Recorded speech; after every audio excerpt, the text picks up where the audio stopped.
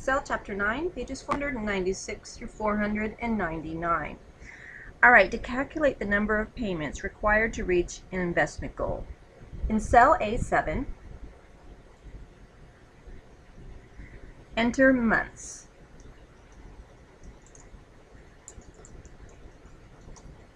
Parentheses. Enter, close parentheses, and tab. Step number 2, copy the values and formulas in range B5 to F5 to B7 to F7. Okay, B5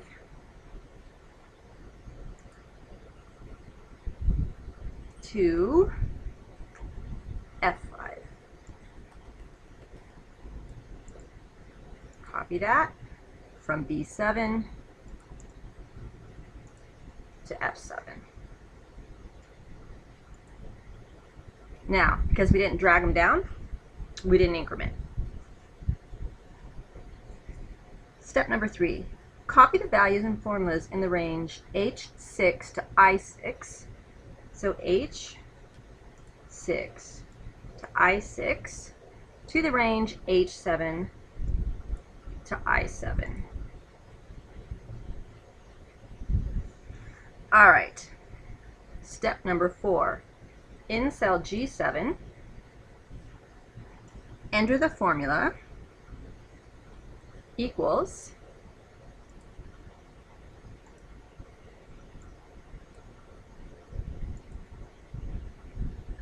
N per, and we want F7,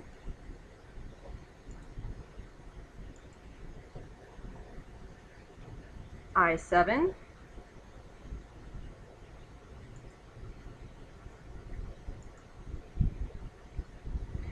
B7,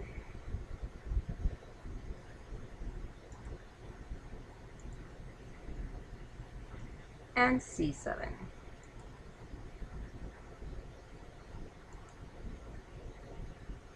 The formula returns the value of 23.88, which indicates that at the current interest rate, cell F7, with a monthly payment of $7,500 in cell I7, the number of months required to meet the investment goal, cell C7, would be almost 24 months or 2 years.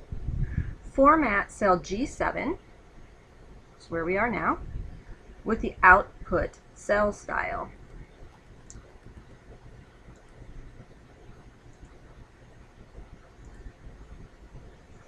Reach up and click Save. And then read at the bottom of page 496 up to the top of the next page about calculating an investment's present value with the PV function. All right, in cell A8, which is right there, enter initial investment.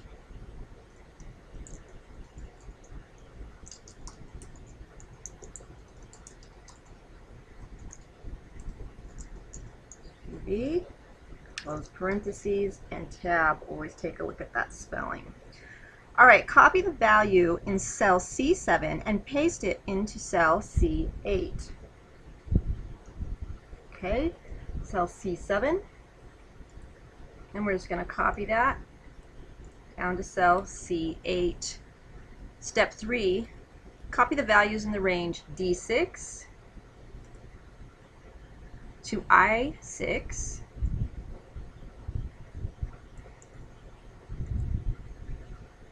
to D8 to I8. Okay, step number 4. Now remember, I'm not going to go really slow step by step because just copying and pasting things you should know by now, but if you have to, just press your pause button, refresh yourself on how to do that, or rewind just a little bit, watch what I do, and then make sure that you can do that. All right, in cell B8, enter the formula equals present value equals formulas financial. B. All right, equals PV. We've got, first one is F8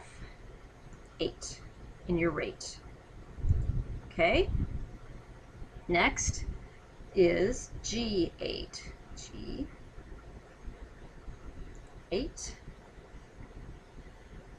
All right. I8. I8. And then C8. All right, so look up here in your formula bar. It should say equals PV, open paren, F8, G8, I8, C8, close parentheses. Make sure it says that, and then go ahead and click OK.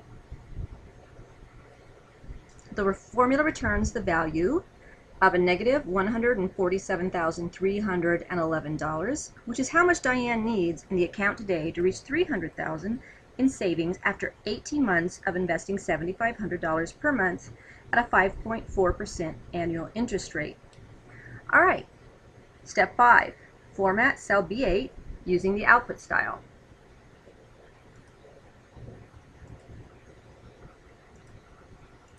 Hit save. And now I want you to read about calculating an investment's interest rate with the rate function on the bottom of 497 and the top of 498. And then we're going to go on to calculate the interest rate required to reach the investment goal. All right, in cell A9, enter the text rate per month.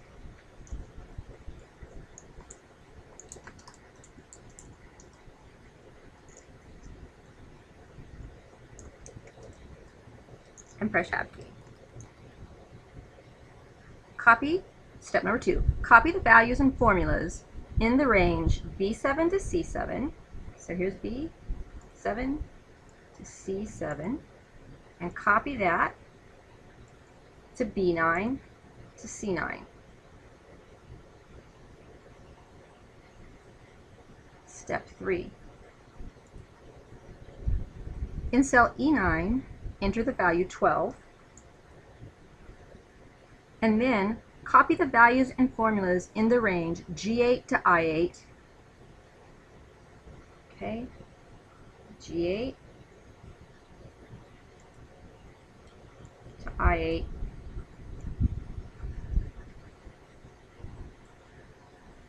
To the range G9. Okay, so let's copy that down. Taking a look at that increment right there. Change it right back to 18. Okay. Because now we know to watch out for that, right? 4. In cell F9, enter the formula for the rate. All right. Equals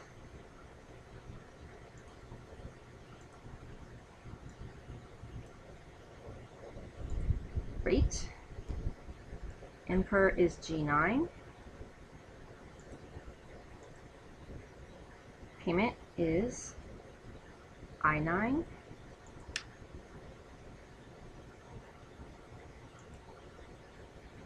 Present value is B9.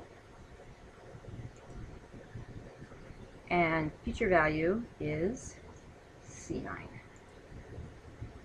Okay, let's just take a quick look. Equals rate, open parentheses, G9, I9, B9, C9, close paren, and OK. This calculates the interest rate, which uses the worksheet cells for the number of payments, that's cell G9, and the monthly payments, which was cell I9, the present value, cell B9, and the future value, cell C9. The function returns a value of 1.91%, which represents the monthly interest rate. All right, step number 5. In cell D9, enter the formula equals F9 times E9.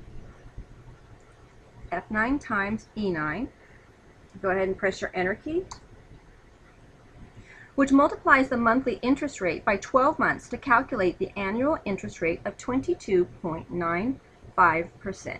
Now, we're running at 22.96 because we do have a couple of slight differences just in our decimal places. and it's nothing too strenuous to worry about right now. All right, format cell F9 with the output cell style.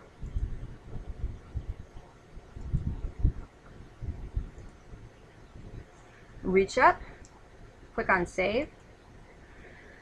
Read Working with Loans and Mortgages and Calculating a Loan Payment, and then we'll move on to calculate the monthly payment for the loan on page 499. All right, before we go any farther, I want you to stop and troubleshoot your worksheet, which is what I just did. And I found out that I had lost a buck. A buck, I say. But that buck, messed up one of my calculations. It was off by just a teeny tiny amount. But you always want to go back and check it over and see where it was. And I had lost a buck right there. Okay, instead of having 7,500, I had 7,499. So I just went back, fixed that, and again, I'm not going to go back and redo videos if there's an error. In fact, I want you to see any error in here so that you realize that all the time when you're doing these, you constantly have to be troubleshooting and looking and checking your spelling and looking for little things like when you increment something and when you shouldn't have, or when you didn't increment when you should. It's those teeny tiny little things that get you off just a tiny bit. So go back right now and compare everything against the book or against this video and make sure that yours is exactly the same, because we're going to continue to use this information. All right, calculating the monthly payment for the loan. Switch to the loan schedule worksheet. In cell A5, enter $300,000.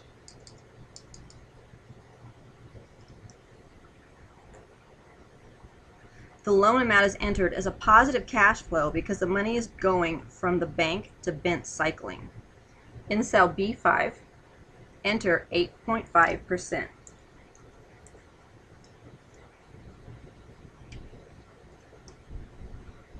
which is the annual interest rate. Step 4. In cell C5, enter 4, which is the number of quarters in a year. In cell D5, enter the formula equals B5 divided by C5. The formula returns the value of 2.13%, which is a quarterly interest rate of 2.125% displayed in 2 decimal places. Step number 6. In cell E5, enter 5, which is the number of years needed to repay the loan. In cell F5, enter the formula equals C5 times E5 to calculate the total number of quarters to repay the loan. Step number 8. In cell G5, enter the formula equals payment. All right, rate is D5.